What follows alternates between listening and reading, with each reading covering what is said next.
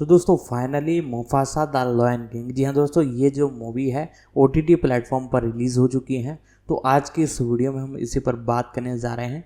पूरी जानकारी आपको बताएंगे इस मूवी के बारे में, तो वीडियो को स्टार्टिंग से एंड तक ज़रूर देखिएगा ताकि आपको पूरी डिटेल पता चल सके।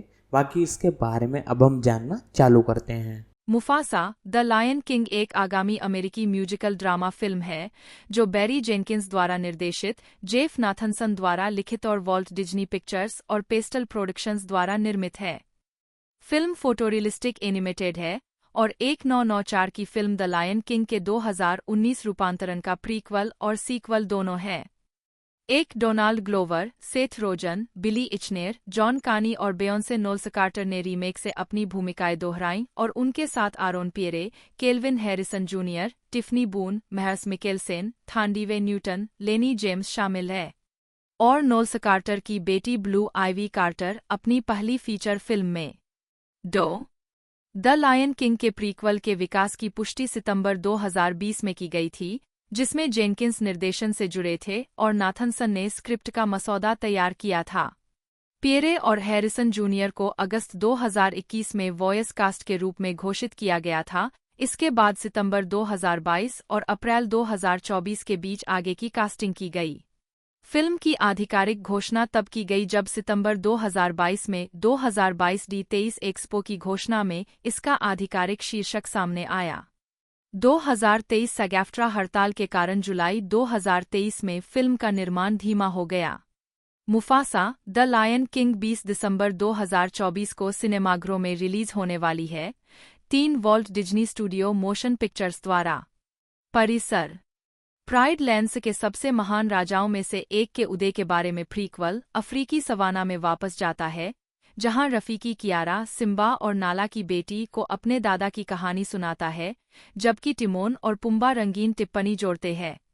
वॉयस कास्ट मुफासा के रूप में एरोन पियरे, टका के रूप में केल्विन हैरिसन जूनियर, पुम्बा के रूप में सेथ रोजेन, टिमोन के रूप में बिली आइचंद्र, रफीकी के रूप में जॉन कानी, युवा रफीकी के रूप में कैगिसो लेदिगा, साराबी के रूप में टिफनी बून, जाजू के रूप में प्रेस्टन निमन, किरोस के रूप में महर्स मिकेलसेन, अपने गौरव के लिए बड़ी योजनाओं वाला एक दुर्जेय शेर, सिम्बा के रूप में डोनाल्ड ग्लोवर, प्राइड रॉक के वर्तमान राजा और मुफासा के बेटे, नाला, मुफासा की बहू के रूप में बेयोंसे नोल्स कार्टर, एशे, ताका की माँ और मुफासा की दत्तक माँ के रूप में थांडीवे न्यूटन, ओबासी, ताका के पिता और मुफासा के दत्तक पिता के रूप में लेनी जेम्स, मुफासा के जैविक पिता मासेगो के रूप में कीथ डेविड, मुफासा की जैविक माँ अफिया के रूप में अनिका नोनी रोज, कियारा, सिम्बा और नाला की बेटी और मुफासा और साराबी की पोती के रूप में ब्लू आइवी कार्टर।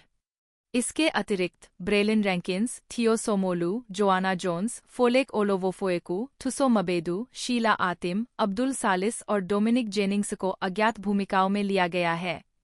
उत्पादन विकास सितंबर 2020 में यह घोषणा की गई थी कि द लायन किंग 1994 की लाइव एक्शन शैली वाली CGI फोटोरियलिस्टिक 2019 रीमेक की एक अनुवर्ती फिल्म विकास में थी, जिसमें बैरी जेनकिंस निर्देशन से जुड़े थे। 4 रिपोर्टों से संकेत मिलता है कि परियोजना में मुफासा के प्रारंभिक वर्षों के दौरान केंद्रित कहानी होगी, जिसमें पहली फिल्म के बाद की घटनाओं पर ध्यान केंद्रित करने वाले अतिरिक्त दृश्य होंगे। फिल्म की तुलना द गॉडफादर पार्ट 2 1974 जैसी समान संरचना से की गई। 5 इस बिंदु तक पिछली किस्त के पटकथा लेखक जेफ नाथनसन ने स्क्रिप्ट का एक मसौदा पूरा कर लिया था। 6-7 2022 D23 एक्सपो में मुफासा द लायन किंग शीर्षक के साथ फिल्म की आधिकारिक घोषणा की गई थी। 13 दिसंबर 2023 को हॉलीवुड हैंडल ने बताया कि फिल्म की कहानी में रफीकी अपनी पोती कियारा को मुफासा की कहानी सुनाएगा, जो the lion king 2 Simba's pride के बाद एक एनिमेटेड फीचर फिल्म में चरित्र की पहली ऑन स्क्रीन उपस्थिति होगी। 1998 मूल एनिमेटेड फिल्म का डायरेक्ट टू वीडियो सीक्वल। 9 इस संबंध में कि उनकी फिल्म सिम्बाज प्राइड से कितनी अनुकूलित होगी, जेनकिंस ने स्वीकार किया कि कैनन से कुछ चीजें बहुत अधिक संदर्भित और संदर्भित है, लेकिन यह स्वयं एक अनुकूलन नहीं है। 10. कास्टिंग। अगस्त 2021 में आरोन पियरे और केल्विन हैरिसन जूनियर को क्रमशः युवा मुफासा और स्कार की आवाज के रूप में चुना गया। 11 अप्रैल 2023 में अपनी फिल्म शेवेलियर 2022 के बारे में फैंडेंगो के साथ एक साक्षात्कार के दौरान हैरिसन जूनियर ने पुष्टि की कि फिल्म स्कार की पिछली कहानी का पता लगाएगी, उसे प्रफुल्लित करने वाला और बहुत मसालेदार तरीके से चित्रित करेगी और इसमें रुचि व्यक्त करेगी कि कैसे युवा और प्यारे स्कार का अपने भाई मुफासा के साथ रिश्ता पूरी फिल्म में विकसित होता है। 12 सितंबर 2022 तक यह पता चला कि सेथ रोजन, बिली आइचंड और जॉन कानी क्रमशः पुम्बा, टिमोन और रफीकी के रूप में अपनी भूमिकाओं को दोहराएंगे। 13 अप्रैल 2024 में बेयोंसे नोल्स कार्टर और डोनाल्ड ग्लोवर को ब्लू आइवी कार्टर उनकी पहली फीचर फिल्म में टिफनी बून, अल्फ्रे वुडार्ड की जगह, कैगिसो लेडिगा, प्रेस्टन निमन, जॉन ओलिवर की जगह मैस के साथ उनकी भूमिकाओं को दोबारा करने की पुष्टि की गई। Mikel Sen, थांडीवे Newton, Lennie James, Anika नोनी रोज, कीथ डेविड, ब्रेलिन रैंकिन्स, थियो सोमोलू, फोलेक ओलोवोफोएकू, जोआना जोन्स, थुसो मबेदू, शीला अतिम, अब्दुल सेलिस और डोमिनिक जेनिंग्स ने कलाकारों में नए शामिल होने की घोषणा की। 2 जेनकिंस ने कियारा के रूप में ब्लू आइवी को कास्ट करने पर विचार किया क्योंकि उन्होंने अपने दोस्त मैथ्यू एचेरी की हेयर लव 2019 लघु फिल्म के लिए ऑडियो बुक संस्करण सुना था, लेकिन उन्हें इस बात पर संदेह था कि क्या वह और उनकी मां इसके विपरीत अभिनय करना चाहेंगी। एक दूसरे को डर था कि यह घर के बहुत करीब आ सकता है, लेकिन ब्लू आइवी और बेयोंसे दोनों उत्साहित थे जब उन्होंने उन्हें यह विचार प्रस्तावित किया। बेयोंसे के पुनर्जागरण दौरे के साथ युग्मित, जिसके दौरान ब्लू आइवी ने the lion king, the gift album के गीतों में से एक के प्रदर्शन में एक नर्तक के रूप में भाग लिया, जेनकिंस ने महसूस किया कि फिल्म में कुछ प्रकार के समय को प्रदर्शित करने के साथ मां और बेटी के बीच कुछ प्रकार का तालमेल था। कैप्सूल 15 हड़ताल के कारण फिल्म का निर्माण धीमा हो गया। 17 संगीत। जून 2022 में विभिन्न परियोजनाओं पर जेनकिंस के साथ सहयोग करने के बाद निकोलस ब्रिटेल को फिल्म के साउंड ट्रैक पर स्कोर के लिए संगीतकार के रूप में काम पर रखा गया था। 18 सितंबर 2022 में यह घोषणा की गई कि हंस जिमर और फेरेल विलियम्स फिल्म के लिए वापसी करेंगे। 19 और अप्रैल 2024 में यह घोषणा की गई कि लिन-मैनुएल मिरांडा फिल्म के लिए गाने लिखेंगे। 2 संपर्क में रहने के कारण जेनकिंस ने मिरांडा से फिल्म में काम करने के लिए संपर्क किया क्योंकि जेनकिंस ने लगभग मिरांडा को अपनी film if bill street could talk 2018 में कास्ट कर लिया था।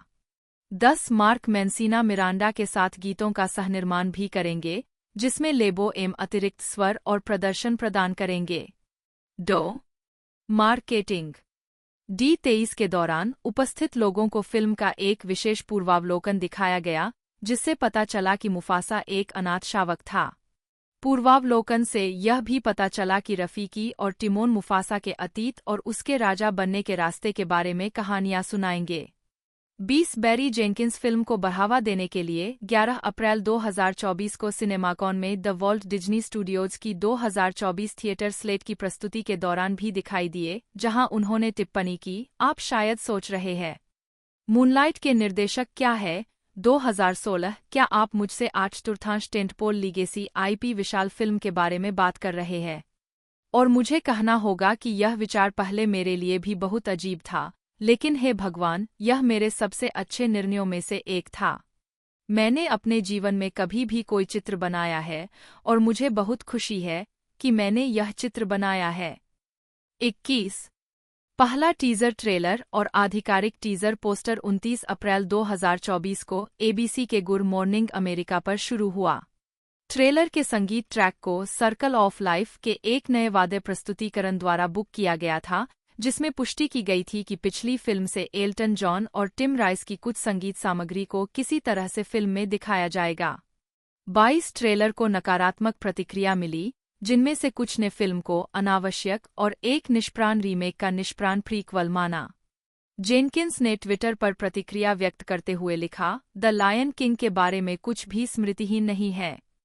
दशकों से बच्चे दुनिया भर के थिएटरों में बैठकर पहली बार सामूहिक दुर्हक का अनुभव कर रहे हैं, पहली बार असंख्य भाषाओं में शेक्सपियर से जुड़ रहे हैं। सांप्रदायिक सहानुभूति के लिए सबसे शक्तिशाली माध्यम। 23 release Mufasa the lion king 20 दिसंबर 2024 को रिलीज होने वाली है। 3. इसे पहले 5 जुलाई 2024 को रिलीज किया जाना था, लेकिन 2023 SAG-AFTRA हड़ताल के कारण इसकी वर्तमान तिथि में देरी हो गई। बैरी जेनकिंस, जन्म 19 नवंबर 1979, एक अमेरिकी फिल्म निर्माता है। लघु फिल्म माई जोसेफिन 2003 के साथ फिल्म निर्माण की शुरुआत करने के बाद उन्होंने अपनी पहली फीचर फिल्म मेडिसिन फॉर मेलांचोली 2008 का निर्देशन किया, जिसके लिए उन्हें सर्वश्रेष्ठ प्रथम फीचर के लिए इंडिपेंडेंट स्पिरिट अवार्ड नामांकन मिला। वह एक रचनात्मक सहयोगी के रूप में द चॉपस्टार्स कलेक्टिव के सदस्य भी है। फीचर फिल्म निर्माण से 8 साल के अंतराल के बाद जेनकिंस ने LGBT थीम वाले स्वतंत्र नाटक मूनलाइट 2016 का निर्देशन और सहलेखन किया, जिसने सर्वश्रेष्ठ चित्र के लिए अकादमी पुरस्कार सहित कई पुरस्कार जीते। जेनकिंस को सर्वश्रेष्ठ निर्देशक के लिए ऑस्कर नामांकन मिला और उन्होंने तारेल एल्विन मैक्रेनी के साथ संयुक्त रूप से सर्वश्रेष्ठ रूपांतरित पटकथा के लिए अकादमी पुरस्कार जीता। वह सर्वश्रेष्ठ निर्देशक के लिए नामांकित होने वाले चौथे अश्वेत व्यक्ति और सर्वश्रेष्ठ चित्र विजेता का निर्देशन करने वाले दूसरे अश्वेत व्यक्ति बने। उन्होंने आलोचनात्मक प्रशंसा के लिए 2018 में अपनी तीसरी निर्देशित फिल्म इफ बील स्ट्रीट कुर्टॉक जारी की और अकादमी पुरस्कार और गोल्डन ग्लोब्स में अपनी पटकथा के लिए नामांकन अर्जित किया। उन्हें टेलीविजन में उनके काम के लिए भी जाना जाता है। जेनकिंस ने 2017 में नेटफ्लिक्स श्रृंखला डियर व्हाइट पीपल के चैप्टर वी का निर्देशन किया।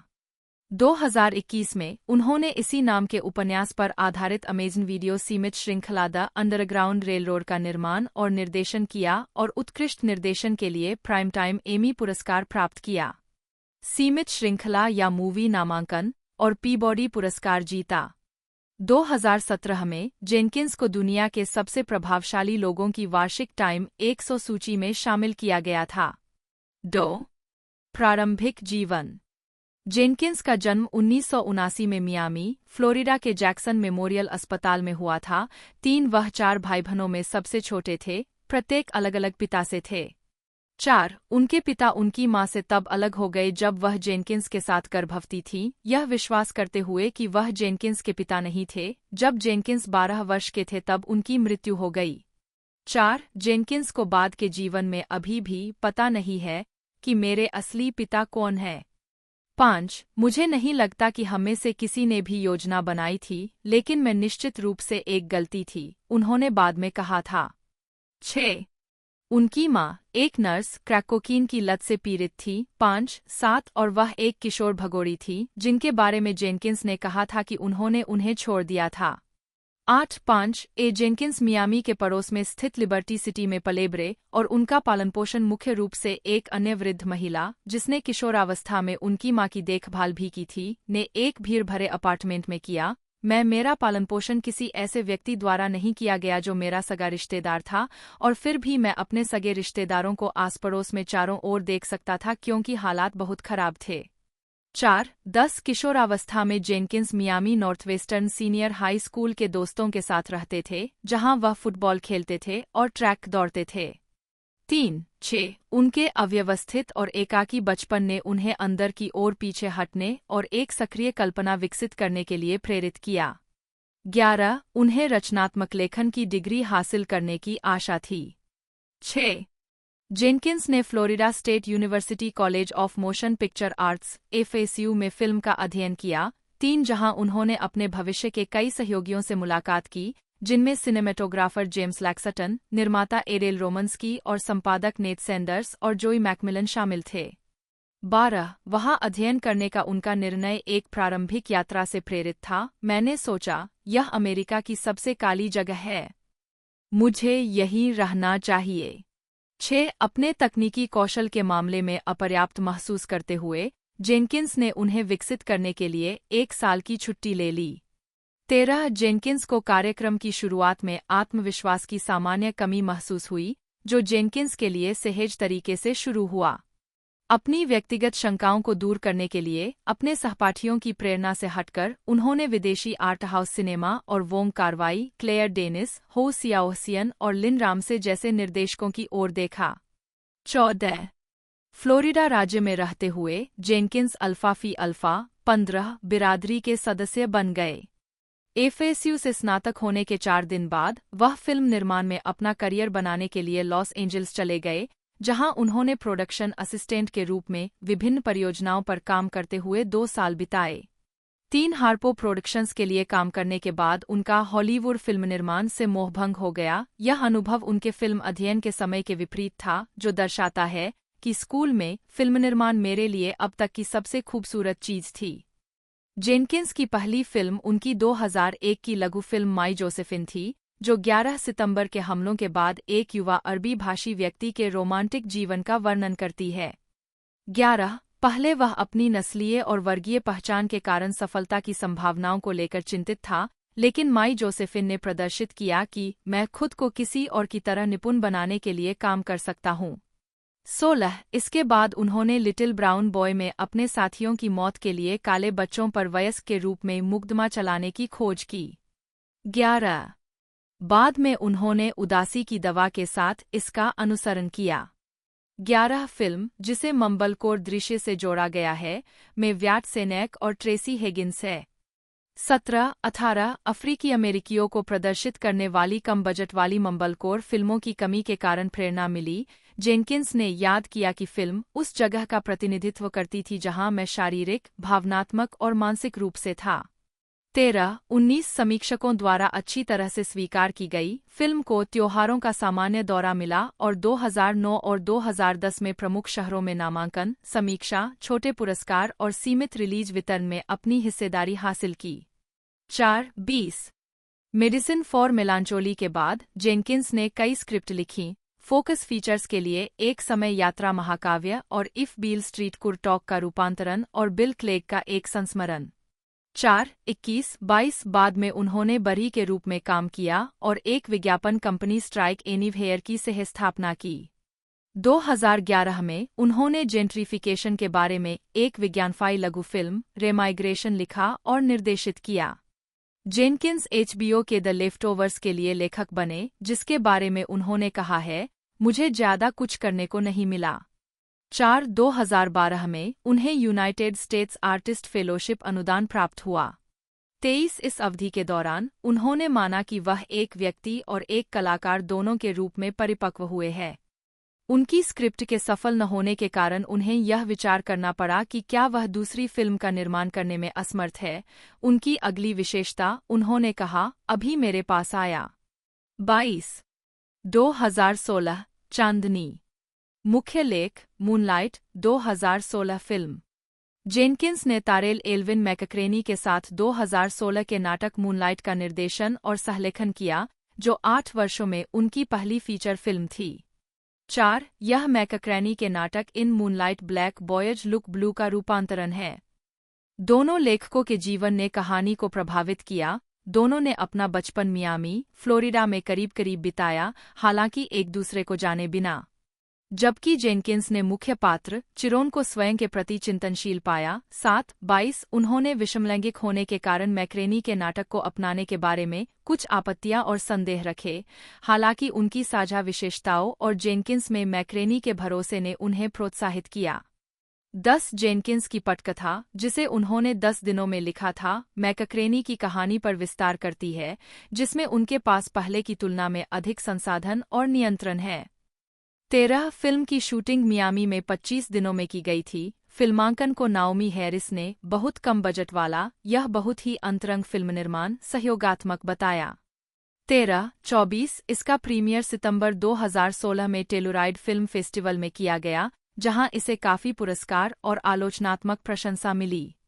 25-26 फिल्म विद्वान राहुल हामिद के अनुसार यह 2016 की सबसे प्रसिद्ध फिल्मों में से एक थी, जिसमें सभी प्रमुख शीर्ष 10 सूचियों में शामिल होने का दावा किया गया था। 27 कैमोंगने फेलिक्स ने कहा, वह वर्ष का ब्रेकआउट बन गया। 11 फिल्म ने दर्जनों पुरस्कार जीते, जिनमें सर्वश्रेष्ठ चित्रनाटक के लिए गोल्डन ग्लोब पुरस्कार, 28 और 89वें अकादमी पुरस्कारों में सर्वश्रेष्ठ चित्र के लिए अकादमी पुरस्कार शामिल है। 29 जेनकिंस और मैक्रेनी ने सर्वश्रेष्ठ रूपांतरित पटकथा का पुरस्कार भी जीता। कुल मिलाकर फिल्म को सर्वश्रेष्ठ निर्देशक सहित 8 ऑस्कर नामांकन प्राप्त हुए। 30 अमेरिकी अध्ययन के विद्वान जस्टिन गोमर ने इसे ऐतिहासिक बताते हुए कहा कि यह अब तक जीतने वाली सबसे नस्लीय महत्वपूर्ण फिल्म है जो ऑस्कर की समग्र श्वेतता को प्रभावित करती है।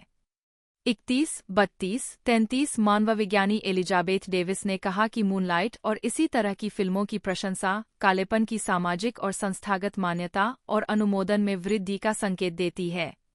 34 2022 में 1639 भाग लेने वाले आलोचकों, प्रोग्रामर, क्यूरेटर, पुरालेखपाल और शिक्षाविदों के एक सर्वेक्षण में साइट एंड साउंड ने मूनलाइट को अब तक की 60वीं सबसे बड़ी फिल्म का ताज पहनाया। 35 2017 वर्तमान आगे की परियोजनाएं। 2017 में जेनकिंस ने नेटफ्लिक्स की मूल श्रृंखला डियर व्हाइट पीपल के 5वें एपिसोड का निर्देशन किया था, जिसे मूनलाइट पर उनके काम के कारण चुना गया था। शो के अन्य निर्देशकों के अनुरूप जेनकिंस का काम एक समग्र दृश्य ढांचे द्वारा निर्देशित था, हालांकि उन्हें विशिष्ट होने के लिए प्रोत्साहित किया गया था। 36 2013 में उसी वर्ष उन्होंने मूनलाइट लिखी थी। जेनकिंस ने जेम्स बाल्डविन के उपन्यास if bill street could talk का एक फिल्म रूपांतरण लिखा था। 37 उत्पादन अक्टूबर 2017 में अन्नपूर्णा पिक्चर्स, पेस्टल और प्लान बी के साथ शुरू हुआ। 38 जेनकिंस ने बाल्डविन की संपत्ति के साथ मिलकर काम किया और उन्हें हस्तलिखित नोट्स दिए गए कि उन्होंने फिल्म संस्करण को कैसे अपनाया होगा। जेनकिंस ने नोट्स को पढ़ने का वर्णन इस प्रकार किया है: एक धीमी अनुभूति। 39 अनुकूलन काफी हद तक स्रोत सामग्री के प्रति वफादार है, हालांकि उद्घाटन और अंत जैसे पहलुओं को बदल दिया गया है। 41 फिल्म को आलोचकों की प्रशंसा के लिए दिसंबर 2018 में रिलीज किया गया था। इसने कई प्रशंसाएं अर्जित कीं, जिनमें अकादमी पुरस्कार और गोल्डन ग्लोब्स में रेजिना किंग की सर्वश्रेष्ठ सहायक अभिनेत्री की जीत भी शामिल है। जेनकिंस को सर्वश्रेष्ठ रूपांतरित पटकथा के लिए अकादमी पुरस्कार नामांकन मिला। प्रशस्ति पत्र आवश्यक। मूनलाइट की सफलता के बाद नए रास्ते खुलने के बाद डोनाल्ड ट्रंप के चुनाव ने जेनकिंस को द अंडरग्राउंड रेलरोड के साथ आगे बढ़ने के लिए प्रेरित किया। 5 अपने पिछले टेलीविजन कार्य की सहायता से जेनकिंस ने कोल्सन व्हाइटहेड के उपन्यास द अंडरग्राउंड रेलरोड के 2021 टेलीविजन श्रृंखला रूपांतरण का निर्देशन किया। यह श्रृंखला जेनकिंस के लिए एक जुनूनी परियोजना है। मूनलाइट के लिए जेनकिंस की मजबूत ऑस्कर उपलब्धि के बाद इसे अमेजन स्टूडियो द्वारा शुरू किया गया था और बाद में जून 2018 में श्रृंखला बनाने का आदेश दिया गया। द अंडरग्राउंड रेलरोड के मुख्य कलाकारों में कोरा के रूप में थुसो मबेडू, होमर के रूप में चेज डब्ल्यू डिलन और सीजर के रूप में आरोन पियरे शामिल है। विभिन्न कलाकारों के एक समूह को एक साथ लाना। जेनकिंस और कास्टिंग निर्देशक फ्रांसिन मैसलर ने कोरा की भूमिका निभाने के लिए दुनिया भर में एक अभिनेता की खोज की और उन कलाकारों की तलाश की जो उस समय अनदेखे थे। 44 श्रृंखला का निर्माण अत्यंत व्यक्तिगत था। जेनकिंस को एक बार ऑनसेट चिकित्सक द्वारा मूल्यांकन प्राप्त हुआ था। 46 यह उनके करियर का अब तक का सबसे कठिन प्रोजेक्ट साबित हुआ और उन्हें अपने पैतृक अतीत से गहरा लगाव महसूस हुआ। 45 शो को आलोचकों की प्रशंसा मिली। यह बीबीसी की 21वीं सदी के महानतम टीवी शो की 2021 सूची में सबसे हालिया प्रविष्टि थी। 47 आगामी परियोजनाओं में Mufasa, the lion king, Disney के द लायन किंग के सीजीआई रीमेक का प्रीक्वल शामिल है, जो मुख्य रूप से मुफासा की उम्र की उत्पत्ति के बारे में है। 49 और बॉक्सर क्लेरेसा शील्ड्स के जीवन पर आधारित एक पटकथा जिसका शीर्षक द फायर इनसाइड है। 49 अभी हाल ही में उनकी पेस्टल प्रोडक्शन कंपनी ने HBO मैक्स और A24 के साथ फर्स्ट लुक डील पर हस्ताक्षर किए हैं। 51 2023 में उन्हें 2023 टोरंटो अंतर्राष्ट्रीय फिल्म महोत्सव में प्लेटफॉर्म पुरस्कार जूरी के प्रमुख के रूप में काम करने की उम्मीद है। 52 अवास्तविक परियोजनाएं। शीर्षक रहित समय यात्रा फिल्म। 2016 में एक साक्षात्कार में जेनकिंस ने खुलासा किया कि मेडिसिन फॉर मेलांचोली के बाद उन्होंने स्टीवी वंडर और टाइम ट्रैवल के बारे में एक उन्मत्त सा लगने वाला महाकाव्य लिखा और विकसित किया, जिसमें हार्लेम में एक रहस्यमय हवेली और जादुई स्पेसटाइम के साथ एक विंटेज मूग सिंथेसाइजर शामिल था। गुण बदलना। जेनकिंस फोकस फीचर्स के साथ फिल्म पर काम कर रहे थे, लेकिन यह कभी सफल नहीं हो पाई। 4. एक युवा व्यक्ति फिल्म के रूप में एक व्यसनी का चित्रण। इसके अलावा मेडिसिन फॉर मेलांचोली के बाद जेनकिंस ने बिल क्लेग के 2010 के संस्मरण portrait of an addict as a young man का एक पटकथा रूपांतरण असाइनमेंट पर लिखा। 4. अंतर्ज्ञानवादी फिल्म। द अंडरग्राउंड रेलरोड पर अपने काम से कई साल पहले जेनकिंस ने द इंट्यूशनिस्ट को अनुकूलित करने की कोशिश की थी, जो उसी लेखक कोल्सन व्हाइटहेड का पहला उपन्यास था। 46-53 प्रवासी फिल्म। जनवरी 2018 में जेनकिंस को थ्रिलर फिल्म एक्सपैट्रिएट में चैडविक बोसमैन को निर्देशित करने के लिए जोड़ा गया था, जो 1970 के दशक के विमान अपहरण के आसपास आधारित थी। बोसमैन ने अपने लेखन साथी लोगन कोल्स के साथ पटकथा लिखी। 7. बोसमैन की मृत्यु के बाद से फिल्म अधूरी रह गई है। Virunga film. जून 2020 में डेडलाइन ने घोषणा की कि जेनकिंस वृत्तचित्र विरुंगा पर फीचर अनुकूलन लिखने के लिए लियोनार्डो डिकैप्रियो और नेटफ्लिक्स के साथ मिलकर काम करेंगे। सच्ची कहानी अफ्रीका के सबसे कीमती राष्ट्रीय उद्यान और उसके लुप्तप्राय गोरिल्लाओं को बचाने के लिए अपनी जान जोखिम में डालने वाले रेंजरों की है। 55. Alvin Eli biopic. डेडलाइन ने यह भी बताया कि जेनकिंस 20वीं सदी के सबसे प्रभावशाली कोरियोग्राफरों में से एक एल्विन एली के बारे में फॉक सर्चलाइट की बायोपिक का निर्देशन करने से जुड़े थे। The Naik season 3। सितंबर 2020 में स्टीवन सोडरबर्ग ने पुष्टि की कि जेनकिंस के नेतृत्व में द नाइक का एक नया सीजन विकास में था। 56. कलात्मकता। जेनकिंस का सिनेमेटोग्राफर जेम्स लैक्सटन के साथ करीबी कामकाजी रिश्ता है। उनका कहना है कि जिस तरह से हम सेट पर है, वह एक साझा भाषा है, इमेजरी के लिए एक साझा दृष्टिकोण है।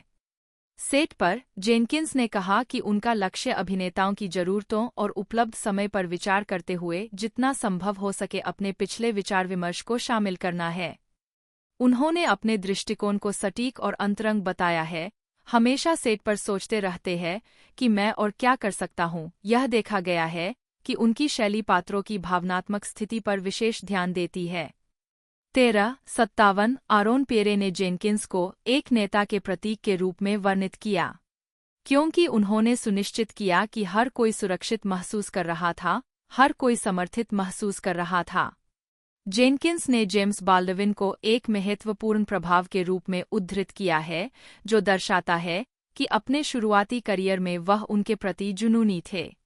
2059 क्लेयर डेनिस की फ्राइडे नाइट मेडिसिन फॉर मेलांचोली के पीछे प्रेरणा थी। 60 वह अपने रोमांटिक साथी और साथी फिल्म निर्माता लुलू वांग को उन्हें प्रेरित करने का श्रेय देते हैं। रचनात्मक अभ्यास में कठोरता जोड़े। 11 मॉर्गन जर्किंस ने कहा कि जेनकिंस, जो उन ग्रंथों को दोबारा पढ़ते हैं जिन्हें वे अपना रहे हैं, न केवल एक फिल्म निर्माता है बल्कि एक ग्रंथ सूची प्रेमी भी है, जो ऐतिहासिक और समकालीन दोनों स्रोतों से काम लेते हैं।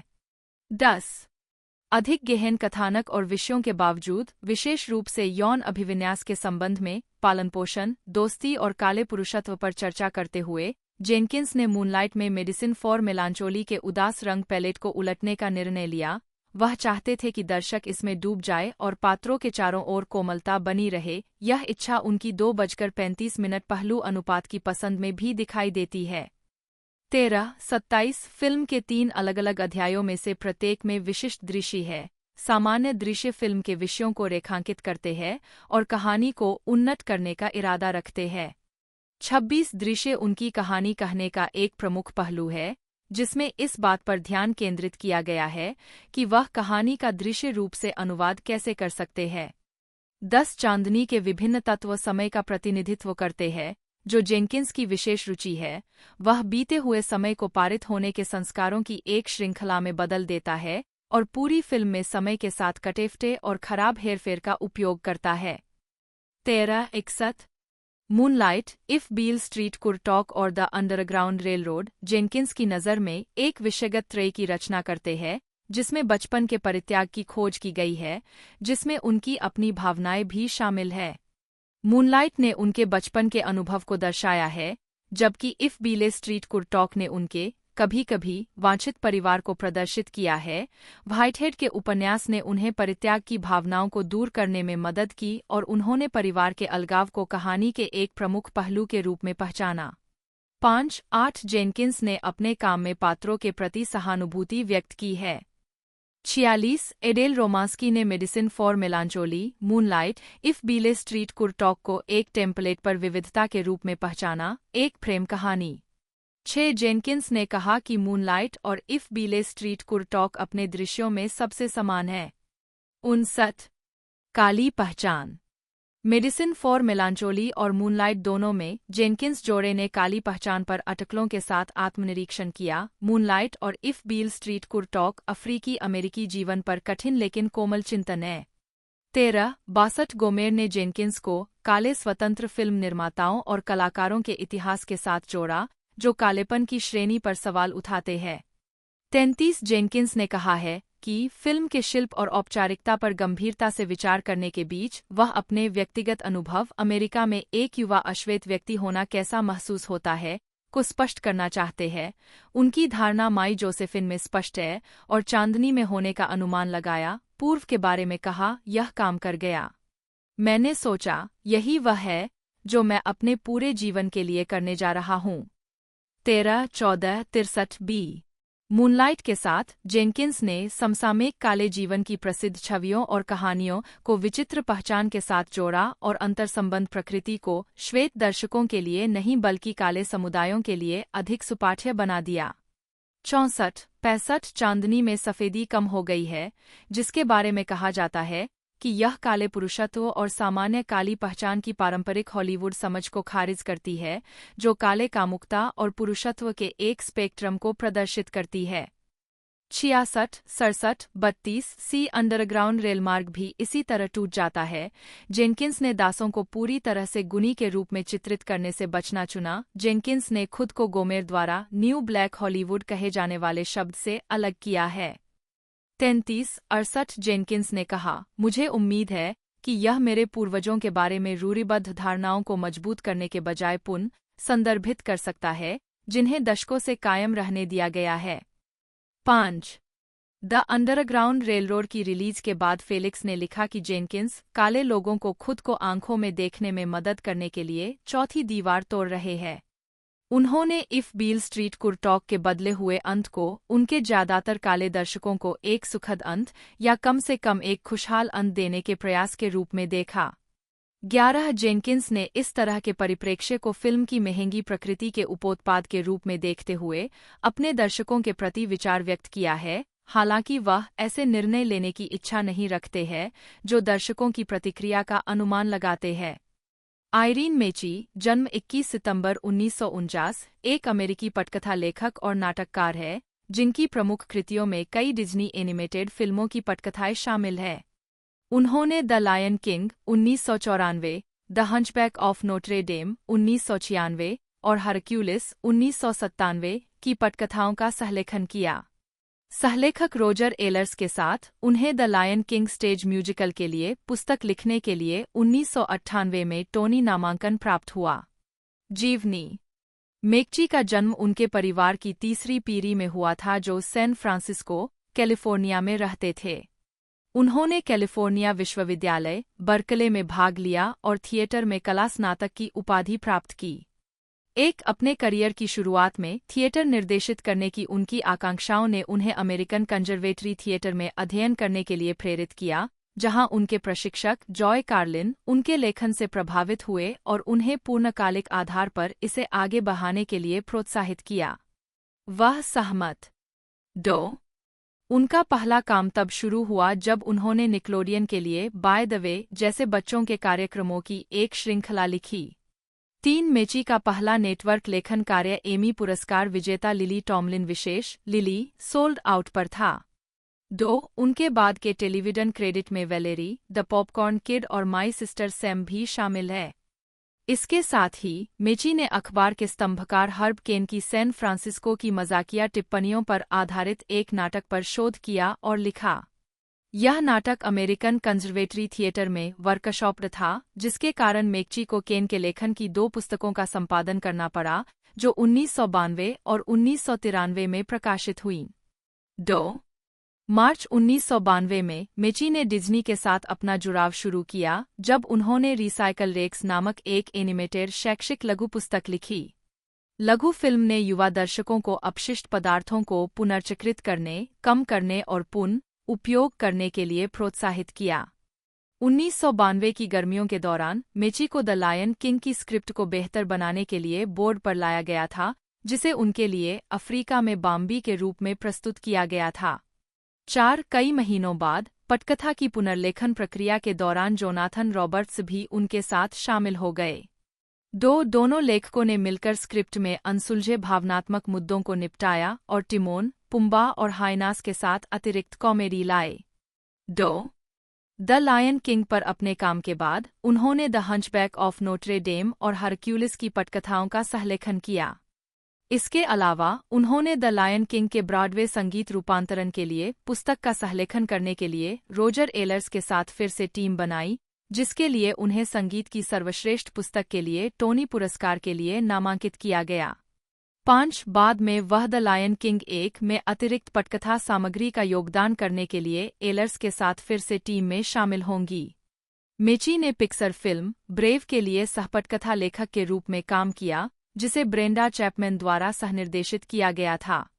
जून 2013 में चैपमैन ने कहा कि वह और मेची ड्रीमवर्क्स एनिमेशन में रंबलविक विकसित कर रहे थे, जो अप्रकाशित हो गया। 7 नवंबर 2014 में यह घोषणा की गई कि मेची लुकासफिल्म की एनिमेटेड संगीतमय फिल्म स्ट्रेंज मैजिक के लिए पटकथा का सहलेखन कर रहे थे। उसी वर्ष उन्होंने एनबीसी के पीटर पैन लाइव के लिए टेलीप्ले लिखा। 9 जिसमें उन्होंने कैप्टन हुक के चरित्र चित्रण को संशोधित किया। 10 केल्विन हैरिसन जूनियर, जन्म 23 जुलाई 1994, एक अमेरिकी अभिनेता है। उन्हें स्क्रीन एक्टर्स गिल्ड अवार्ड और British academy film award, Gotham award, independent spirit award के लिए नामांकन जैसे सम्मान प्राप्त हुए हैं। उन्होंने अपने करियर की शुरुआत 2013 की फिल्मों एंडर्स गेम और 12 इयर्स अ स्लेव में छोटी भूमिकाओं से की। उनका सफल प्रदर्शन 2017 की horror film it comes at night में ट्रेविस के रूप में आया और 2019 में उन्हें लूज एंड वेव्स में अपने काम के लिए व्यापक पहचान मिली। इसके बाद वह the high note 2020, the trial of the Chicago 7 2020, साइरानो 2021 और एल्विस 2022 जैसी फिल्मों में दिखाई दिए। उन्होंने 2022 की फिल्म शेवेलियर में मुख्य भूमिका निभाई है। प्रारंभिक जीवन और शिक्षा। हैरिसन का जन्म न्यू ऑरलियंस, लुइसियाना में संगीतकार शिर्लिटा और केल्विन हैरिसन के घर हुआ था। वह गार्डन डिस्ट्रिक्ट में पलेब्रे और बाद में वेस्ट बैंक चले गए। 2 अभिनय को आगे बढ़ाने के लिए लॉस एंजल्स, कैलिफोर्निया जाने से पहले उन्होंने स्टूडियो इंजीनियरिंग और मार्केटिंग का अध्ययन किया, जहां उन्होंने अभिनय कक्षाएं लेना शुरू किया। 2 वह एक कुशल संगीतकार भी है, मुख्य रूप से पियानो, तुरही पर जैज और गॉस्पेल बजाते हैं, साथ ही गायन भी करते हैं। उनके पिता को एलिस मार्सालिस द्वारा प्रशिक्षित किया गया था और हैरी कॉनिक जूनियर के साथ बड़े हुए थे। हैरिसन ने जेसन मार्सालिस के तहत अध्ययन किया, डेल्फेयो मार्सालिस के साथ रिकॉर्ड किया और विंटन मार्सालिस से मिले। 3-4 हैरिसन ने इसिडोर न्यूमैन स्कूल में पढ़ाई की। 5 जहां वह अपनी कक्षा के कुछ काले छात्रों में से एक थे और इसमें फिट होने के लिए उन्हें संघर्ष करना पड़ा। 6 वह मूल रूप से स्टूडियो इंजीनियरिंग में पढ़ाई करने के लिए लोयोला यूनिवर्सिटी न्यू ऑरलियंस गए, क्योंकि उनके पिता को लगा कि वह उत्कृष्ट प्रदर्शन करेंगे। संगीत में हैरिसन अंततः अपनी फिल्में लिखने और निर्देशित करने के लक्ष्य के साथ फिल्म के लिए न्यू ऑरलियंस विश्वविद्यालय में स्थानांतरित हो गए। 7 कैरियर। 2012 में हैरिसन को 1985 के उपन्यास पर आधारित एंडर्स गेम में कास्ट किया गया था। उन्हें डे प्लेयर में अपग्रेड किया गया और उन्होंने वियोला डेविस, हैरिसन फोर्ड और बेन किंग्सले जैसे अभिनेताओं के साथ बातचीत की। हैरिसन डेविस को अभिनय को अधिक गंभीरता से लेने का श्रेय देते हैं। इसके बाद 12 इयर्स अ स्लेव में उनकी एक छोटी सी भूमिका थी। साथ हैरिसन बाद में WGN अमेरिका के अंडरग्राउंड के एक एपिसोड और रूट्स के 2016 के रीमेक में दिखाई देंगे। दोनों का निर्माण उनके गृह राज्य लुइसियाना में किया गया था। उसी वर्ष अभिनेता ने नेट पार्कर की the birth of a nation में एक छोटी भूमिका निभाई। हैरिसन शुरू में रूट्स में भाग लेने से झिझक रहे थे क्योंकि यह एक गुलाम का उनका चौथा चित्रण होगा और उनके पास एक बच्चे के रूप में मूल देखने की अच्छी यादें नहीं थीं। पीछे मुड़कर देखने पर हैरिसन को एहसास हुआ कि परियोजनाएं कितनी भिन्न थीं। इस बीच हैरिसन को फॉक्स मिनिसीरीज शॉट्स फायर्ड में एक सहायक भूमिका मिली 8 और साथ ही क्रैकल के स्टार्टअप पर टॉय डेसी के रूप में एक आवर्ती भूमिका भी मिली 9। हैरिसन ने साल की शुरुआत नेटफ्लिक्स द्वारा अधिग्रहित डी रीज मडबाउंड में एक छोटी सहायक भूमिका के साथ की, जिसे आलोचकों की प्रशंसा के साथ सनडांस फिल्म फेस्टिवल में प्रदर्शित किया गया। 10 उस वर्ष बाद में उन्होंने ट्रे एडवर्ड शुल्स की 2017 की मनोवैज्ञानिक horror film it comes at night में ट्रेविस की भूमिका निभाई। 11 फिल्म एक परिवार पर केंद्रित है जो जंगल में छिपा हुआ है क्योंकि पृथ्वी एक अत्यधिक संक्रामक बीमारी से ग्रस्त है। फिल्म का प्रीमियर 29 अप्रैल 2017 को ओरेगॉन के टिम्बरलाइन लॉज में ओवरलुक फिल्म फेस्टिवल में हुआ था और 9 जून 2017 को संयुक्त राज्य अमेरिका में A24 द्वारा नाटकीय रूप से रिलीज किया गया था। आलोचकों द्वारा इसे सकारात्मक रूप से प्राप्त किया गया था। 12 और दुनिया भर में $19 मिलियन से अधिक की कमाई की थी। 13 हैरिसन को उनके प्रदर्शन के लिए प्रशंसा मिली और उन्हें उस वर्ष गोथम अवार्ड्स में ब्रेकथ्रू अभिनेता के लिए नामांकित किया गया। 14 उन्होंने अपने अभिनय करियर को जारी रखने का कारण देने का श्रेय इस भूमिका को दिया है। 2018 में हैरिसन ने विशेष रूप से 3 फिल्मों में अभिनय किया जिनका प्रीमियर सनडांस फिल्म फेस्टिवल में हुआ, जो monsters and main, assassination nation and monster थे। 15 रेनाल्डो मार्कस ग्रीन के मॉन्स्टर्स एंड मेन में उन्होंने जिरिक नामक एक प्रतिभाशाली किशोर बेसबॉल खिलाड़ी का किरदार निभाया है जो पुलिस द्वारा मारे गए एक व्यक्ति का वीडियो देखने के बाद राजनीतिक रूप से जागृत हो जाता है। सैम लेविंसन की असैसिनेशन नेशन में उन्होंने महिला नायक के दोस्त मेसन की छोटी भूमिका निभाई है और इसी नाम के वाल्टर डीन मायर्स के उपन्यास पर आधारित एंथनी मैंडलर की मॉन्स्टर में हैरिसन ने स्टीव हार्मन की भूमिका निभाई है। 17 वर्षीय ऑनर छात्र जिसकी दुनिया तब तबाह हो जाती है जब उस पर घोर हत्या का आरोप लगाया जाता है। असैसिनेशन नेशन और मॉन्स्टर्स एंड मेन दोनों को एक ही वर्ष में रिलीज किया गया, जबकि मॉन्स्टर ने 2021 में नेटफ्लिक्स के साथ एक वितरण सौदा हासिल किया। 17 इसके बाद उन्होंने जिन्न, 18 और जेटी लेरोय नाटकों में सहायक भूमिकाएं निभाईं। बोनिसिले जॉन कानी, OIS, OBE, जन्म 30 अगस्त 1942, एक दक्षिण अफ्रीकी अभिनेता, लेखक, निर्देशक और नाटककार है। उन्हें मार्वल सिनेमैटिक यूनिवर्स की फिल्मों कैप्टन अमेरिका, सिविल वॉर 2016 और ब्लैक पैंथर 2018 में टीचाका, द लायन किंग 2019 में रफीकी और नेटफ्लिक्स फिल्मों मर्डर मिस्ट्री 2019 में कर्नल उलेंगा की भूमिका के लिए जाना जाता है। Murder mystery 2023। प्रारंभिक और व्यक्तिगत जीवन। कानी का जन्म 30 अगस्त 1942 को दक्षिण अफ्रीका के पूर्वी केप प्रांत के न्यू ब्राइटन, पोर्ट एलिजाबेथ में हुआ था। 1975 में संयुक्त राज्य अमेरिका में एथोल फुगार्ड के रंगभेद विरोधी नाटक सिज्वे बंजी इज डेड में दिखाई देने के बाद, जिसे उन्होंने सहलिखा भी था, कानी दक्षिण अफ्रीका लौट आए। वहां उन्हें फोन आया कि उनके पिता उनसे मिलना चाहते हैं। वहां जाते समय उसे पुलिस ने घेर लिया, जिन्होंने उसकी पिटाई की और उसे मृत अवस्था में छोड़ दिया।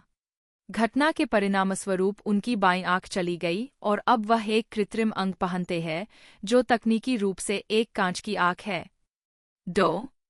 उनके बेटे अतंदवा भी एक अभिनेता है, जिन्होंने CW श्रृंखला लाइफ इज वाइल्ड से अमेरिकी टेलीविजन पर अपनी शुरुआत की और ब्लैक पैंथर में कानी के चरित्र टीचाका का एक छोटा संस्करण निभाया। 3 कैरियर। कानी 1965 में पोर्ट एलिजाबेथ में द सरपेंट प्लेयर्स, अभिनेताओं का एक समूह जिसका पहला प्रदर्शन चिड़ियाघर के पूर्व सापगढ़े में था, इसलिए नाम उद्धरण वांछित में शामिल हो गए और कई नाटक बनाने में मदद की जो अप्रकाशित हो गए लेकिन बाद में प्रदर्शित किए गए। जोरदार स्वागत। 4-5 इसके बाद 1970 के दशक की शुरुआत में एथोल फुगार्ड और विंस्टन नटशोना के साथ सहलिखित अधिक प्रसिद्ध सिज़वे बंजी इज डेड और द आइलैंड आई। कानी को माई चिल्ड्रन में उनकी भूमिका के लिए ओलिवियर पुरस्कार नामांकन भी मिला। मेरा अफ्रीका 6। कानी के काम को न्यूयॉर्क सहित दुनिया भर में व्यापक रूप से प्रदर्शित किया गया है, जहां उन्होंने और विंस्टन नटशोना ने 1975 में सिज़वे बंजी इज डेड, जो 159 प्रदर्शनों तक चला, और द आइलैंड के लिए टोनी पुरस्कार जीता था। साथ इन दोनों नाटकों को कुल 52 प्रदर्शनों के लिए एडिसन थिएटर में रिपर्टरी में प्रस्तुत किया गया था। प्रशस्ति पत्र आवश्यक 1987 में कानी ने दक्षिण अफ्रीका में विलियम शेक्सपियर के इसी नाम के नाटक के प्रदर्शन में ओथेलो की भूमिका निभाई, जो अभी भी रंगभेद के अधीन था। उन्होंने तब कहा, कम से कम मैं बिना कोई दाग छोड़े डेस्डेमोना को चूम सकूंगा। आयत नथिंग बट द ट्रूथ 2002 एकमात्र नाटककार के रूप में उनकी पहली फिल्म थी और इसे पहली बार जोहान्सबर्ग के मार्केट थिएटर में प्रदर्शित किया गया था। यह नाटक रंगभेद के बाद दक्षिण अफ्रीका में घटित होता है और यह गोरों और अश्वेतों के बीच के संघर्षों की चिंता नहीं करता है, बल्कि उन अश्वेतों के बीच दरार की चिंता करता है जो रंगभेद से लड़ने के लिए दक्षिण अफ्रीका में रुके थे और जो नफरत भरे शासन के खत्म होने पर वापस लौटने के लिए चले गए थे। इसने सर्वश्रेष्ठ अभिनेता और सर्वश्रेष्ठ नए दक्षिण अफ्रीकी नाटक के लिए 2003 फ्लूर डू केप पुरस्कार जीता। 9 उसी वर्ष संयुक्त राज्य अमेरिका में थिएटर में उनके असाधारण योगदान के लिए उन्हें एक विशेष ओबी पुरस्कार से भी सम्मानित किया गया। 10 कानी जॉन कानी थिएटर फाउंडेशन के कार्यकारी ट्रस्टी, जॉन कानी थिएटर प्रयोगशाला के संस्थापक और निदेशक और एसे की राष्ट्रीय कला परिषद के अध्यक्ष हैं। 11 उन्होंने मार्वल स्टूडियोज की ब्लॉकबस्टर फिल्मों कैप्टन अमेरिका, सिविल वॉर 2016 और ब्लैक पैंथर 2018 में टीचाका के रूप में अभिनय किया।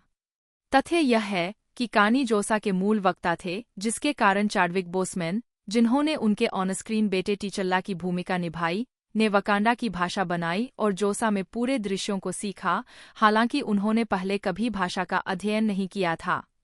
2019 में कानी नेटफ्लिक्स फिल्म मर्डर मिस्ट्री में दिखाई दिए, जहां उन्होंने कर्नल उलेंगा की भूमिका निभाई। इसके बाद उन्होंने the lion king Disney animated film का लाइव एक्शन रीमेक में रफीकी को आवाज दी। 12 कानी का नाटक Kunene and the King Royal Shakespeare Company और फुगार्ड थिएटर के लिए सहोत्पादन केप टाउन में वापस स्थानांतरित होने से पहले 2019 में स्ट्रैटफोर्ड-अपॉन-एवन में स्वान थिएटर में खेला गया था। उन्होंने एंटनी शेर के साथ अभिनय किया। 13 अन्य मान्यता एवं पुरस्कार 20 फरवरी 2010 को कानी को सैफ्टा लाइफ टाइम पुरस्कार मिला। 14 उन्हें दक्षिण अफ्रीकी फिल्म, टेलीविजन और विज्ञापन उद्योगों से अवंती हॉल ऑफ फेम पुरस्कार, एमनेट प्लम पुरस्कार और न्यूयॉर्क में क्लियो पुरस्कार भी मिला है। अन्य पुरस्कारों में वर्ष 2000 के लिए हिरोशिमा पीस कल्चर फाउंडेशन पुरस्कार और 2005 के लिए ओलिव श्राइनर पुरस्कार शामिल है। उन्हें 2004 में शीर्ष 100 महान दक्षिण अफ्रीकियों में 51वां वोट दिया गया था। 15 2006 में उन्हें केप टाउन विश्वविद्यालय द्वारा डॉक्टरेट की मानद उपाधि से सम्मानित किया गया। 16 नेल्सन मंडेला मेट्रोपॉलिटन यूनिवर्सिटी ने उन्हें 2013 में मानद डॉक्टर ऑफ फिलॉसफी नियुक्त किया। 17 2016 में कानी को थिएटर में उत्कृष्ट योगदान और इसके माध्यम से गैरंसलिए गैरलिंगवादी और लोकतांत्रिक दक्षिण अफ्रीका के लिए संघर्ष के लिए सिल्वर में ऑर्डर ऑफ इखामांगा का राष्ट्रीय सम्मान मिला।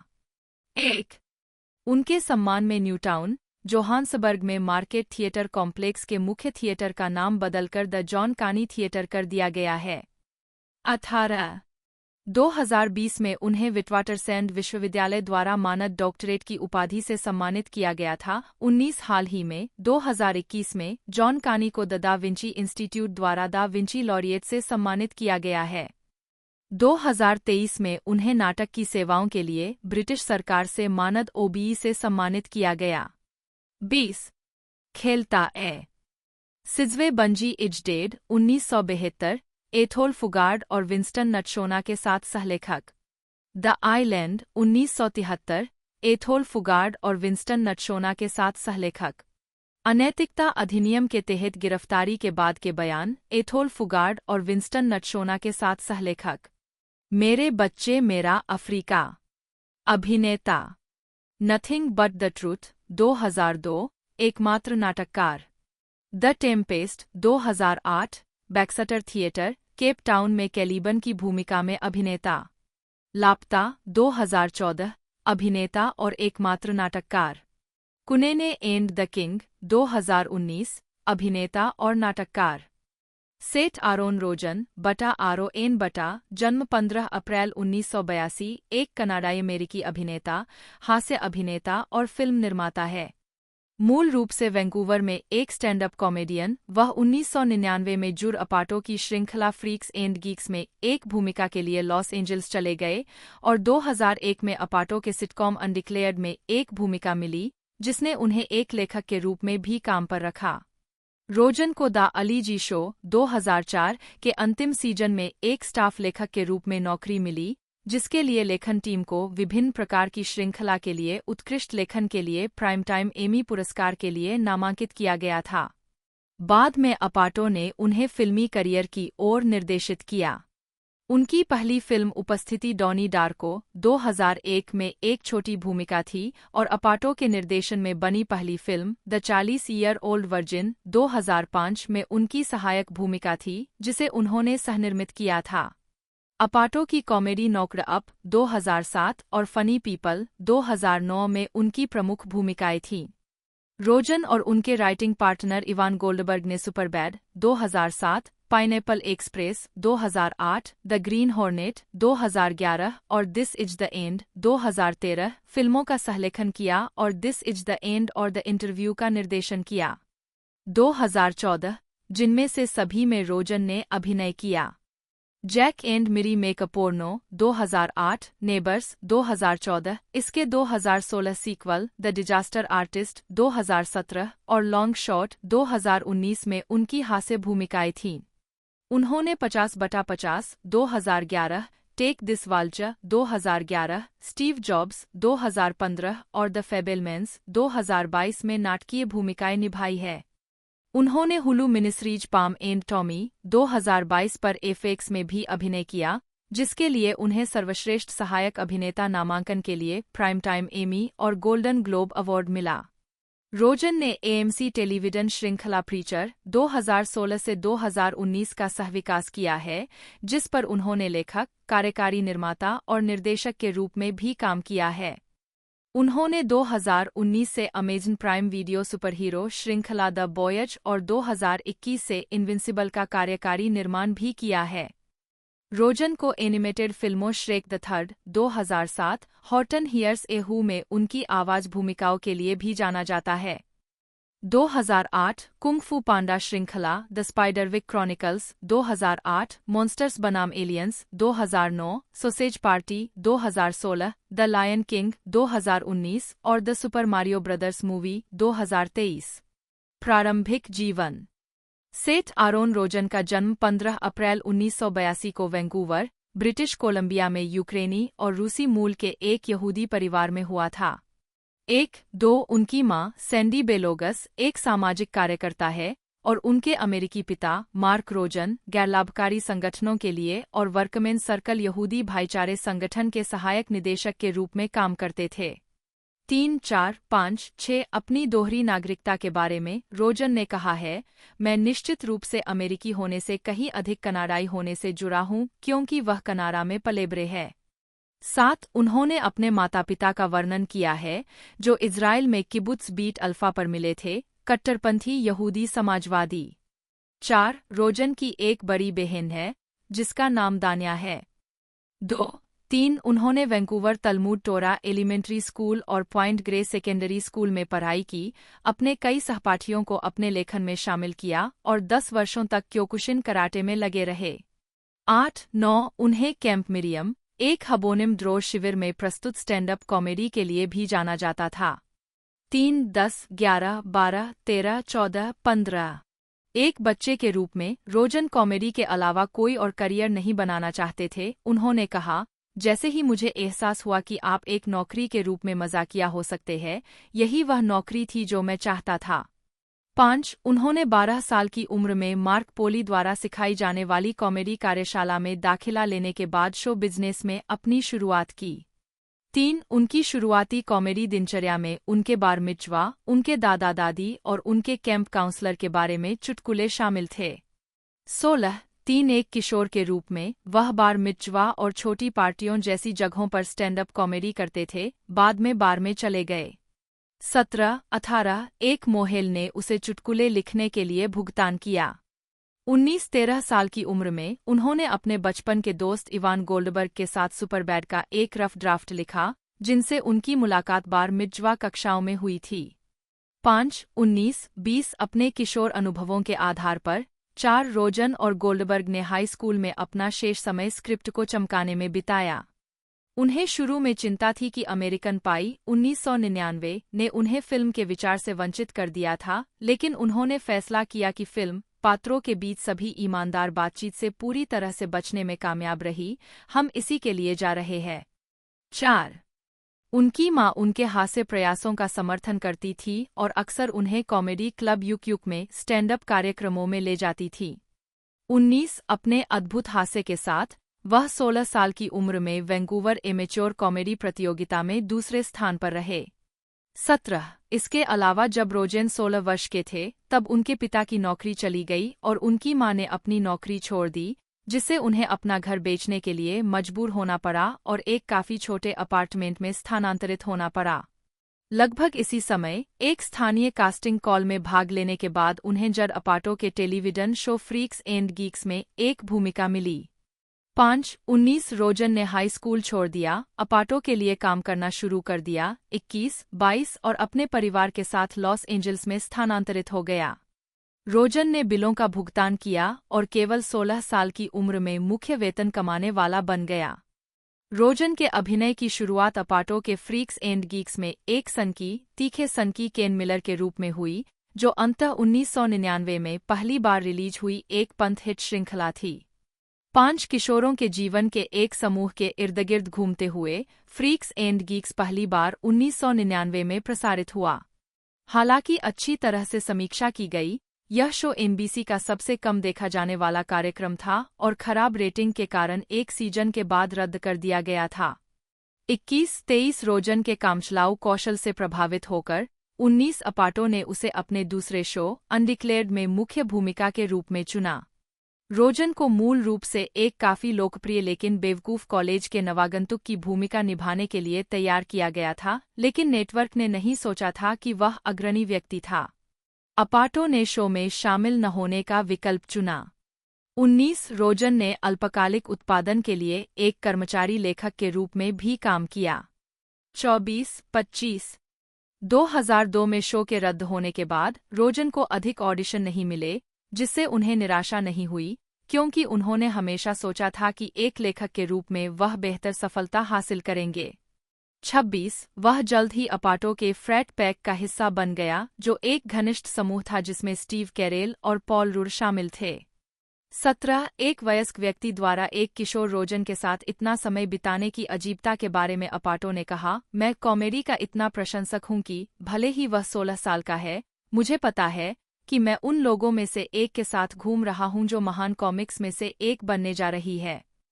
19 उनकी रचनात्मकता का अनुकरण करने के लिए अपाटो ने रोजन और गोल्डबर्ग को असामान्य लेखन कार्य दिए, जैसे कि उनके एक विचार को 10 दिनों में एक फिल्म में बदलना और 101 पृष्ठ फिल्म के विचारों के साथ आना। 26 अपाटो के उन पर पेशेवर प्रभाव के बारे में रोजन ने 2009 में कहा, जाहिर है, मैं इस बात पर जोर नहीं दे सकता कि जड मेरे करियर के लिए कितना महत्वपूर्ण रहा है। 17 रोजन की डॉनी डार्को 2001 और Anchorman the legend of Ron Burgundy 2004 में भूमिकाएं थीं। 27 2004 में साचा बैरन कोहेन के दा अली जी शो के पिछले सीजन के लिए स्टाफ लेखक बनना उनके लिए एक बड़ा करियर बिंदु था। 22 शो के अन्य लेखकों के साथ रोजन को प्राइम टाइम एमी पुरस्कार नामांकन मिला। 28 वह अपाटो की अच्छी तरह से समीक्षा की गई दोस्त कॉमेडी निर्देशित पहली फिल्म द 40-ईयर-ओल्ड वर्जिन 2005 में मुख्य किरदार के सहकर्मियों में से एक के रूप में दर्शकों से परिचित हो गए। 29-30 जिसे रोजन ने सहनिर्मित भी किया था और जिसमें उन्होंने अपने सभी संवादों में सुधार किया। 22-31 एमटीवी के जॉन कॉन्स्टेंटाइन ने लिखा, रोजेन ने ऐसा कोई स्क्रीन काम नहीं किया है जिससे यह संकेत मिलता हो कि वह कैल के किरदार की तरह यादगार और प्रभावशाली प्रदर्शन कर सकता है। 27 बोस्टन ग्लोब के समीक्षक वेस्ले मॉरिस ने लिखा है कि रोजेन सहकलाकारों रूड और रोमानी माल्को के साथ प्रत्येक अपने आप में प्रफुल्लित करने वाला था। 32 ऑरलैंडो सेंटिनल के रोजर मूर का मानना था कि फिल्म में रोजन के अपने कुछ पल थे। 33 जबकि द सिएटल टाइम्स के मोइरा मैकडोनाल्ड ने कहा कि अभिनेता डुपिली डेडपैन थे। 34 इसके बाद रोजन ने यू मी एंड डुप्री 2006 में एक छोटी सी भूमिका निभाई जो एक समीक्षकों द्वारा आलोचना की गई कॉमेडी थी जिसमें मैट डिलन, केट हडसन और ओवेन विल्सन थे। 35 2007 से 2009 एक अग्रणी व्यक्ति के रूप में सफलता। 2007 में रोजन को सफलता तब मिली जब यूनिवर्सल स्टूडियोज ने उन्हें एक और अपाटो प्रोडक्शन नोक्ड अप 2007 में मुख्य भूमिका के लिए हरी झंडी दे दी, जो एक रोमांटिक कॉमेडी थी जो उनके सुस्त चरित्र और कैथरीन हीगल के बीच एक शराबी वन नाइट स्टैंड के नतीजों पर आधारित थी। प्रचारित मीडिया व्यक्तित्व जिसके परिणामस्वरूप अनपेक्षित गर्भावस्था होती है। द 40-ईयर-ओल्ड वर्जिन को पूरा करने पर अपाटो ने संभावित अभिनीत भूमिकाओं के बारे में रोजन से संपर्क किया था, लेकिन अभिनेता ने कई उच्च अवधारणा वाले विज्ञान कथा विचारों का सुझाव दिया। जब अपाटो ने इस बात पर जोर दिया कि वह वास्तविक जीवन की स्थितियों में बेहतर काम करेगा, तो दोनों इस प्रोडक्शन की आकस्मिक गर्भावस्था की अवधारणा पर सहमत हुए।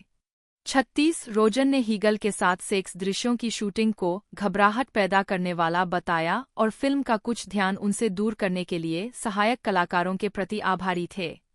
37 $30 मिलियन के बजट पर बनी और 1 जून को रिलीज हुई। नोक्ड अप एक महत्वपूर्ण और व्यावसायिक हिट थी जिसने समीक्षा एग्रीगेटर रॉटन टोमाटोज पर 90% की अनुमोदन रेटिंग प्राप्त की और $219 मिलियन की कमाई की।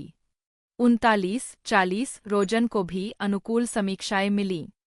41-42 उस वर्ष बाद में उन्होंने सुपरबैड में एक गैरजिम्मेदार पुलिस अधिकारी के रूप में एक सहायक भूमिका निभाई जिसे उन्होंने अपने लेखन साथी इवान गोल्डबर्ग के साथ लिखा था और अपाटो द्वारा सहनिर्मित किया गया था।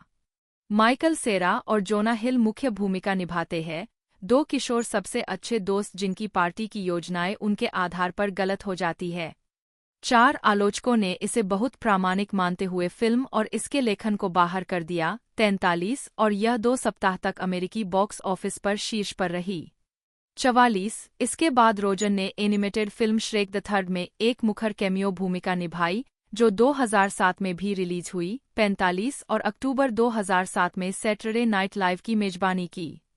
46 2008 में रोजन की परियोजनाओं में जिमी हेवर्ड की हॉर्टन हियर्स ए हू डॉ सीस की किताब पर आधारित एक एनिमेटेड फिल्म जिसमें रोजन ने मॉर्टन द माउस को आवाज दी थी। 47 और फंतासी फिल्म द स्पाइडरविक क्रॉनिकल्स जहां उन्होंने एक हॉबगोब्लिन को आवाज दी थी। 48 उन्होंने ड्रिलबिट टेलर का सहलेखन भी किया जिसका निर्माण भी अपाटो ने किया था और इसमें ओवेन विल्सन ने बेघर शीर्षक पात्र की भूमिका निभाई थी। 49 उन्होंने पटकथा को जॉन ह्यूजेस द्वारा तैयार की गई 70 पन्नों की पटकथा पर आधारित किया। 50 आलोचकों ने फिल्म की आलोचना की। उनका मानना था कि इसकी कहानी एक वयस्क व्यक्ति 3 बच्चों का अंगरक्षक बनना और उनके गुंडों की पिटाई करना पर कोई ध्यान केंद्रित नहीं था और यह बहुत ज्यादा खींची गई थी। जोश बेल ने लास वेगास वीकली में लिखा, अगर सुपरबैड को बनावटी निकेलोडियन फिल्म के रूप में बनाया जाता तो यह शायद ड्रिलबिट टेलर की तरह दिखती। 51 रोजन ने जैक ब्लैक और एंजेलिना जोली के साथ एक और एनिमेटेड फिल्म कुंग फू पांडा को आवाज दी। 52 इसने सिनेमाघरों में असाधारण रूप से अच्छा प्रदर्शन किया और $630 मिलियन से अधिक की कमाई की।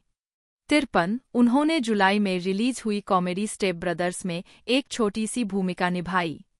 च1 कोलंबिया पिक्चर्स में डेविड गॉर्डन ग्रीन द्वारा निर्देशित stoner action comedy pineapple express के पीछे रोजन, गोल्डबर्ग और अपाटो का हाथ था। अपाटो ने इसका निर्माण किया जबकि रोजन और गोल्डबर्ग ने इसकी पटकथा लिखी। 55 रोजन को फिल्म के नायक की भूमिका निभाने के लिए चुना गया था, एक 25 वर्षीय युवक जो सम्मन देते समय गलती से एक हत्या का गवाह बन जाता है। जेम्स फ्रेंको को उसके हिप्पी पॉट डीलर के रूप में चुना गया जिसके साथ वह भगोड़ा बन जाता है। जब रोजन से इसकी प्रेरणा के बारे में पूछा गया तो उन्होंने कहा, मैं वही लिखता हूं जो मैं जानता हूं। 56 पाइनएप्पल एक्सप्रेस अगस्त में सिनेमाघरों में रिलीज हुई थी और इसने अपने $27 मिलियन के उत्पादन बजट के मुकाबले वर्षों के विकास के बाद द ग्रीन हॉर्नेट का एक फीचर फिल्म रूपांतरण रोजन और गोल्डबर्ग द्वारा संभाला गया। जनवरी 2011 में एक नाटकीय रिलीज के साथ रोजन ने शीर्षक चरित्र की फिर से कल्पना करने का फैसला किया। 17 वह फिल्म के कार्यकारी निर्माता थे और उन्होंने खुद को मुख्य किरदार के रूप में भी पेश किया। रोजन ने बाद में स्वीकार किया कि वह अपने $120 मिलियन के बजट को संभालने में अभिभूत था। यह पागलपन है, लेकिन यह पैसे की विशिष्ट राशि नहीं है जो तनावपूर्ण है। यह सभी चीजें हैं जो उस आकार की फिल्म बनाने के साथ साथ चलती है। 71 दुबलेपतले अपराध सेनानी की भूमिका निभाने के लिए अभिनेता ने वजन घटाने के लिए सख्त आहार भी लिया। 17 द ग्रीन हॉर्नेट एक गंभीर निराशा थी। डेट्रॉइट न्यूज के एडम ग्राहम ने इसे एक बड़ी, गंदी, जोरदार, झंझट भरी फिल्म कहा। 72 और एरिजोना रिपब्लिक के बिल गुडिकोंज ने पाया कि इसकी कहानी खराब हो गई है। 73 फिर भी यह अभी भी बॉक्स ऑफिस पर नंबर 1 पर रही और अपने शुरुआती सप्ताहांत में $33 मिलियन कमाकर $225 मिलियन से अधिक की कमाई की। 74 2011 में रोजन और इवान गोल्डबर्ग ने पॉइंट ग्रे सेकेंडरी स्कूल के नाम पर production company point grey pictures की स्थापना की, जिसमें वे दोनों शामिल हुए। 75 2013 वंडरकॉन में रोजन ने साइंस फिक्शन कॉमेडी पॉल 2011 में मुख्य पात्र एक ग्रे एलियन के लिए आवाज और मोशन कैप्चर प्रदान किया। 76 फिल्म में साइमन पेग और निक फ्रॉस्ट ने भी गीक्स की एक जोड़ी के रूप में अभिनय किया जो पॉल को FBI एजेंटों से बचने में मदद करते हैं। 77 उन्होंने कुंग फू पांडा 2 में अपनी आवाज की भूमिका दोहराई। 78 साथ ही जोनाथन लेविन की 50/50 में उन्होंने सहायक भूमिका भी निभाई और उसका निर्माण भी किया। कैंसर के बारे में नाटक पटकथा लेखक विल रेसर 79 की आत्मकथात्मक पटकथा पर आधारित था और सितंबर 2011 में रिलीज हुई थी। नाटक टेक दिस वाल्जर उनकी 2011 की चौथी फिल्म थी जिसमें रोजन को एक ऐसे व्यक्ति के रूप में दिखाया गया था जिसकी पत्नी मिशेल विलियम्स द्वारा अभिनीत खोजबीन करती है दूसरे आदमी के साथ एक नया रिश्ता। 80 2011 से 2015 तक रोजन ने 2 एपिसोड लिखने के अलावा सिटकॉम द लीग में एक लाइब्रेरियन और पोर्नोग्राफर डर्टी रैंडी की भूमिका निभाई।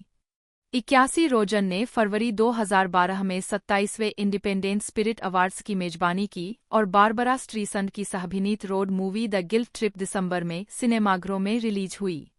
82 फिल्म एक आविष्कारक रोजेन के बारे में थी जो अपनी मां स्ट्रीसेंड को एक सड़क यात्रा पर आमंत्रित करता है क्योंकि वह अपने नए उत्पाद को बेचने का प्रयास करता है और साथ ही उसे खोए हुए प्यार से भी मिलाता है। 83 2013 में रोजन और उनके पटकथा लेखन सहयोगी इवान गोल्डबर्ग ने दिस इज द एंड के साथ अपने निर्देशन की शुरुआत की, एक कॉमेडी जिसमें रोजन, जे बरूचेल, जेम्स फ्रेंको, जोना हिल, क्रेग रॉबिन्सन और डैनी मैकब्राइड ने वैश्विक सर्वनाश का सामना करने वाले काल्पनिक संस्करण निभाए। फिल्म को सकारात्मक समीक्षा मिली और यह अपने शुरुआती सप्ताहांत में बॉक्स ऑफिस पर नंबर 2 पर रही। 84 रोजन ने मई 2013 में कॉमेडी सीरीज अरेस्टेड डेवलपमेंट के पुनर्जीवित चौथे सीजन में कई फ्लैशबैक दृश्यों में एक युवा जॉर्ज ब्लथ सीनियर, जेफरी टैम्बोर द्वारा अभिनीत की भूमिका निभाई। 86 उन्होंने ब्लेक जे. हैरिस की 2014 की पुस्तक console Wars, Sega, Nintendo and the battle that defined A generation की प्रस्तावना का सहलेखन किया और गोल्डबर्ग के साथ एक रूपांतरण पर काम करने की सूचना मिली थी। 87 रोजन ने 2014 में तीसरी बार सैटरडे नाइट लाइव की मेजबानी की।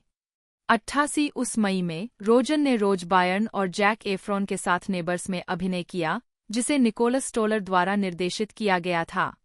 फिल्म में रोजन और बायर्न एक जोड़े की भूमिका निभाते हैं, जो पड़ोस में रहने वाले एफ्रॉन के चरित्र के नेतृत्व में एक बिरादरी के साथ संघर्ष में आता है। 89 वैश्विक स्तर पर $270 मिलियन से अधिक की कमाई के साथ यह फिल्म रोजन की सबसे अधिक कमाई करने वाली गैर एनिमेटेड फिल्म बन गई। 90 रोजन और इवान गोल्डबर्ग ने एक्शन कॉमेडी द इंटरव्यू के लिए कहानी का सहनिर्देशन और सहलेखन किया, जिसमें रोजन और जेम्स फ्रैंको ने पत्रकारों की एक जोड़ी की भूमिका निभाई, जिन्हें CIA द्वारा उत्तर कोरियाई नेता किम जोंग उन की हत्या करने के लिए भर्ती किया जाता है। उसके साथ एक साक्षात्कार। जून 2014 में उत्तर कोरिया ने संयुक्त राज्य अमेरिका पर निर्दयी जवाबी कार्रवाई की धमकी दी, अगर उसने द इंटरव्यू पर प्रतिबंध नहीं लगाया तो फिल्म को युद्ध का एक कृत्य और आतंक का घिनौना कृत्य और रोजन को गैंगस्टर फिल्म निर्माता करार दिया। 91 दिसंबर में सोनी पिक्चर्स ने घोषणा की कि वह स्टूडियो पर कथित तौर पर उत्तर कोरिया से जुड़े साइबर हमले और बाद में किम जोंग उन द्वारा दी गई धमकियों के बाद फिल्म की रिलीज रद्द कर रहा है।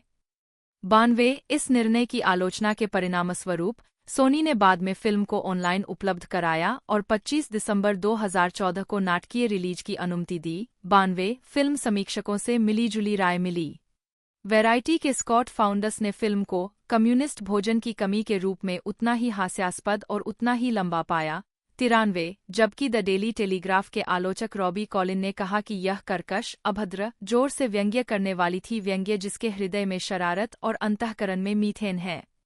94 इसने सिनेमाघरों में $11.3 मिलियन की कमाई की। 95 लेकिन इसकी ऑनलाइन बिक्री और किराए मजबूत रहे।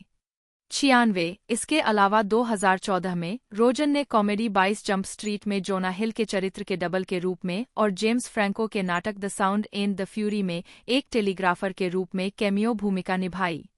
97 98 उस दौरान रोजन और गोल्डबर्ग ने अपनी पॉइंट ग्रे पिक्चर्स कंपनी के माध्यम से मुख्यधारा की कॉमेडी फिल्में स्थापित करने के लिए प्रमुख ग्राहक गुड यूनिवर्स के साथ एक संयुक्त उद्यम स्थापित किया था। 99 2015 वर्तमान कैरियर विस्तार। रोजन ने डैनी बॉयल द्वारा निर्देशित स्टीव जॉब्स की बायोपिक 2015 में एप्पल इंक के सहसंस्थापक स्टीव वोजनियाक की भूमिका निभाई, जो आरोन सोर्किन की पटकथा पर आधारित थी। फिल्म में उनके प्रदर्शन की व्यापक रूप से प्रशंसा की गई और उत्कृष्ट काम करने के लिए वोजनियाक ने खुद उनकी सराहना की। 101 नवंबर 2015 में रोजन ने क्रिसमस थीम वाली कॉमेडी द नाइट बिफोर में जोसेफ गॉर्डन लेविट और एंथोनी मैकी के साथ 3 सबसे अच्छे दोस्त के रूप में अभिनय किया, जो हर साल क्रिसमस की पूर्व संध्या मनाने के लिए फिर से एकजुट होते हैं। 102 2016 में उन्होंने कुंग फू पांडा 3 में मास्टर मेंटिस के रूप में और Neighbors sequel Neighbors 2 sorority rising में मैक रेडन के रूप में अपनी आवाज की भूमिका दोहराई। 103 104 गोल्डबर्ग और सैम कैटलिन के साथ रोजन ने सोनी पिक्चर्स टेलीविजन के लिए टेलीविजन श्रृंखला प्रीचर विकसित की, जिसका प्रीमियर मई 2016 में AMC पर हुआ। 105 यह शो उसी नाम की कॉमिक बुक श्रृंखला पर आधारित है, जो कि थी गर्थ एनिस और स्टीव डिलन द्वारा निर्मित और जेसी कस्टर, डोमिनिक कूपर द्वारा अभिनीत नामक एक छोटे शहर के उपदेशक का अनुसरण करता है, जिसके पास एक महाशक्ति है, जो उसे दूसरों को वैसा करने का आदेश देने की अनुमति देती है, जैसा वह कहता है। 106 2016 में उनकी आखिरी रिलीज एनिमेटेड कॉमेडी। तो दोस्तों ये हमें OTT प्लेटफॉर्म प्राइम वीडियो पर देखने को मिली है और रेटिंग की बात की जाए 6.7 की इसकी रेटिंग टोटल हमें देखने को मिली है।